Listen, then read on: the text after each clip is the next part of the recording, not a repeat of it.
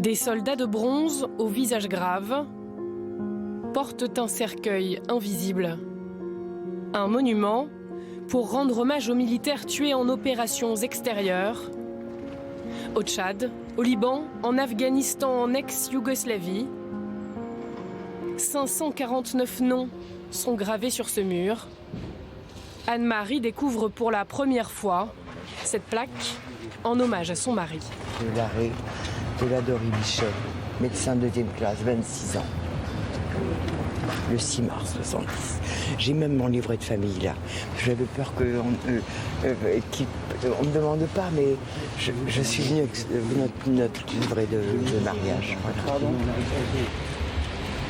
J'ai trop d'émotions, je suis submergée. L'émotion de voir cette reconnaissance de l'État pour son mari et pour ceux qui étaient avec lui. La République n'oublie pas. La République n'oublie pas. Non. La preuve, c'est le fait que les noms soient donnés ici pour qu'ils ne meurent pas vraiment. Voilà, quelque chose comme ça.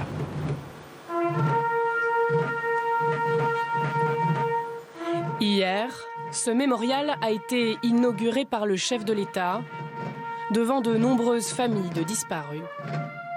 Génération après génération, des Français ont consenti à tout sacrifier pour la paix. Nous continuerons, aujourd'hui comme hier, demain encore, toujours, à défendre nos valeurs et à combattre nos ennemis. Ce matin, de nombreux visiteurs sont venus à leur tour rendre hommage aux soldats morts loin de la France. Parmi eux, ce colonel de l'armée de terre qui a perdu 5 hommes depuis 2004. Je pense à ces hommes qui sont partis trop tôt.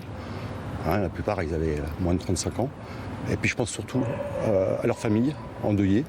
S'il n'y avait pas cette reconnaissance, comment voudriez-vous que certains jeunes s'engagent et aient la foi dans un métier exigeant qui peut aller jusqu'au sacrifice suprême. Donc c'est capital, ce signe de reconnaissance. Un peu plus loin, la statue s'anime sous le crayon d'un dessinateur. Ça m'évoque beaucoup d'émotions parce que mon père a fait l'Indochine et l'Algérie. Il en est revenu, il y a des compagnons qui sont restés. Aujourd'hui, malheureusement, il est âgé et il ne peut pas se déplacer.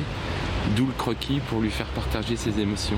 Alors c'est important de voir que des artistes peuvent donner une autre image à un monument aux morts, qui aujourd'hui sont un peu statiques. Et celle-là, je la trouve très très forte. Ce mémorial, implanté dans un parc du 15e arrondissement de Paris, restera ouvert à tous. Il devient officiellement le 10e haut lieu de la mémoire nationale.